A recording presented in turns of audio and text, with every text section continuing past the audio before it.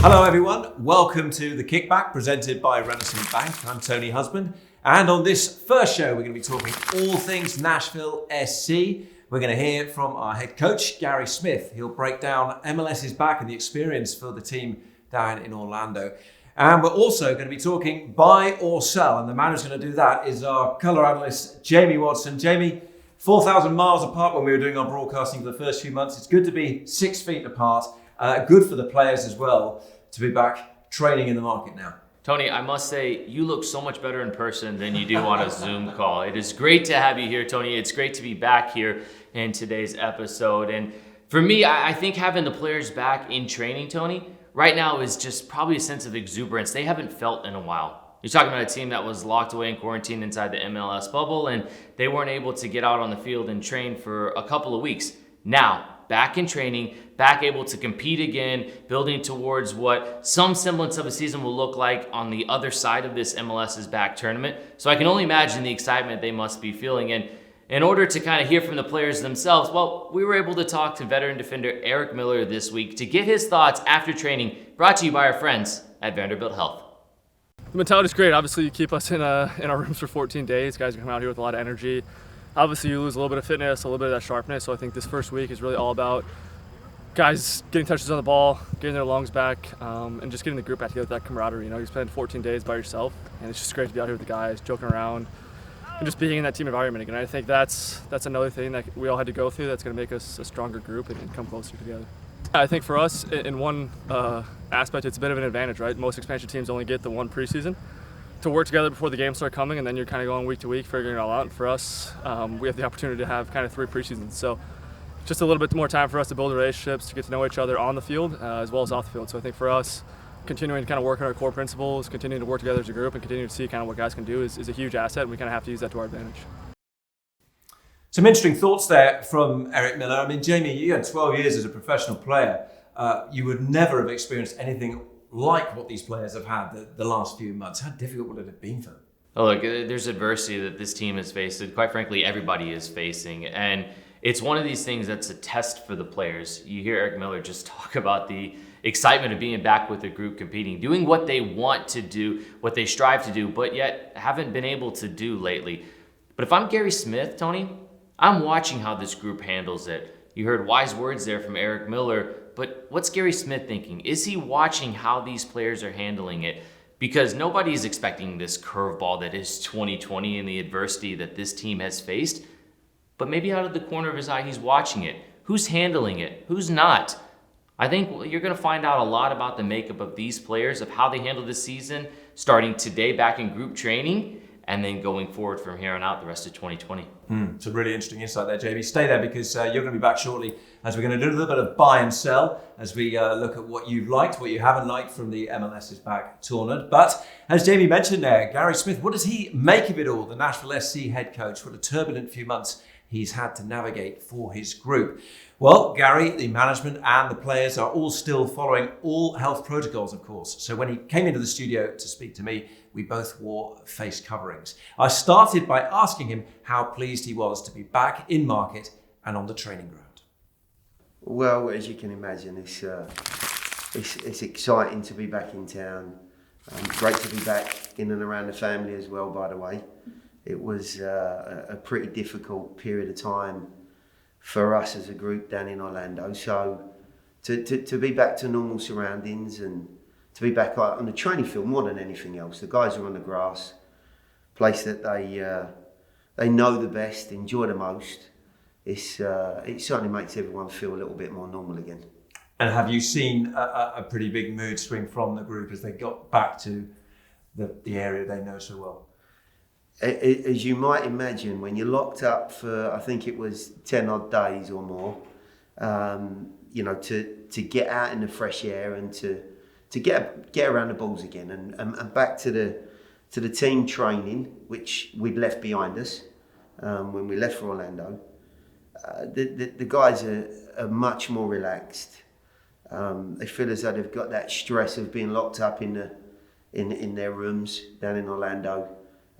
They've put it behind them, and we're looking forward to preparing yet again for what we hope is going to be the start of the home and away schedule at some point during this next month or so. So you've touched on the challenge of Orlando. Just give us an insight from your perspective, what it was like being down there in the bubble. Well, the actual setup that the league had put together, as I think we're seeing now, has been very, very functional. The unfortunate element for ourselves and Dallas were that, I think as we see with this virus and the way that it spreads, how contagious it is, there were some difficulties in us getting into the bubble. Some of our travel arrangements weren't quite straightforward. And I can only assume that after what had been, a very, very good period of time from the players where we'd tested for weeks on end and had no problems, somebody somewhere had picked up the virus, whether it was, in a rush getting to one of the last testing stations before we left. But there's no doubt about it, the travel and tight-knit, feel of getting from one place to another was enough for this bug, this germ to spread. And we obviously paid the price for that. In paying the price, we didn't actually get to leave our rooms for pretty much the period we were down there. I can imagine and understand to a degree that other teams were concerned once they'd gone through the issues that Dallas had, and then they saw exactly what was happening to our group. And maybe I'd have felt, fairly disappointed myself if I'd have seen a group wandering around the hotel. So we were confined to barracks, as it were, and it was, it was a difficult time. I've got to say that the players and the staff down there, I thought dealt with it incredibly well. When you're only getting out and getting a walk, maybe, for 20 minutes every so often. Certainly for the players who had trained so hard before they left for Orlando, and I really felt as though we were in a good physical place.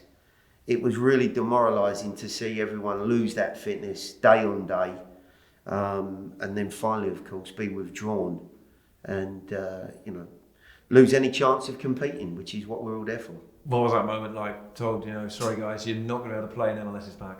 Well, when you get to a point where 9 of the players had a positive test, we'd seen what had gone on with Dallas and always felt as though maybe there was going to be a problem. I started to look at the squad, and as you do, start to change a few names and change the shape a little bit of the group and see what we look like with the omissions. And I actually was able to have a discussion with some of the senior players. And the feeling from everyone, staff and players, were, come on, let's stick with this. If the league will allow us, we want to carry on. We'd worked out that whilst it wasn't an ideal scenario, if we were able to get through the first game, there was a chance that 1 or 2 of the lads in isolation were going to maybe join the group and give us a little bit of support, even though physically they might not have been where they wanted to be. So the players really wanted to still get the job done as well as they could. And I thought, the attitude and the general camaraderie around the group to carry on was very, very good. But of course, in the end, the league, I felt, made a decision that was, probably best for them in terms of the way that the competition moved on. And there were no chances taken that we had more problems, more injuries, and obviously couldn't fulfil our fixtures. I want to pick up on that point you make about camaraderie. I mean, have you seen through this adversity, this group come together? Are you a stronger group for coming through this experience? I can't help but think that some of the things we've had to endure, and of course this being the latest one down in Orlando, that it doesn't give the whole group a foundation and a resilience that maybe we didn't have before. I don't think it's quite the same as going behind in a match, recovering, or winning a game coming from behind, dealing with being a player down and winning a game. Those type of circumstances are a little bit different. But I think we've in our first year encountered more adversity off the field than I should imagine most teams would in their entire history. So it's not been straightforward by any stretch of the imagination, and I would hope that the guys, if only individually, feel as though there's a lot to fight for now, and certainly we feel as a group there's plenty to try and achieve. It seems remarkable. I mean, this year has been extraordinary, but there are goals now. There is this year still to play. There is a season still to come. The goals now for you, how do you look at it? Well, of course, we're all fingers crossed that, the way things have gone down in Orlando, that can continue outside of that bubble. And as I said, I thought the league have done a pretty good job of keeping this tournament on the straight and narrow. And, we're looking forward immensely to getting back and playing. When you look at the guys that we've got, the individuals that have been brought into this group, the amount of work that we've done, and now just 2 games in the space of 5 months or more, it's quite difficult for professional athletes, and of course the coaches as well, to really digest that and feel, I can only class it as normal in any season. There's no way that you can feel that way. So, I think ourselves and Dallas will be looking at it in a slightly different fashion to most of the other teams down in Orlando, that, this really is a fantastic opportunity for our groups. And certainly if we're talking about us to really get up and running, get some league football under our belt, to find some form, some identity, to excite our fans, hopefully, and really try and fulfil some of the expectation and excitement of that opening day.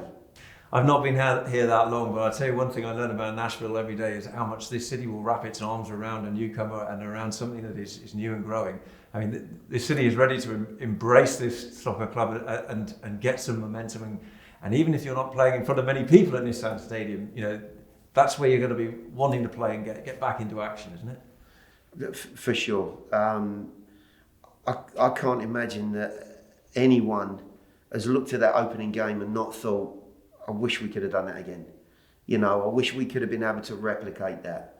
And the fact that the league or the season has unfolded in the way that it has really stuck a pin in the excitement of where we're at, but we're just waiting to really build that again and to offer something to the fans that again they can get out and enjoy, feel good about, and hopefully see some success from. Yeah, you want to kind of start inflating that bubble again, to coin the phrase, the bubble, which is all we hear about in sport at the moment. Just a final thought and a message to the fans, the partners, everyone who is just eager to see Nashville SC back playing.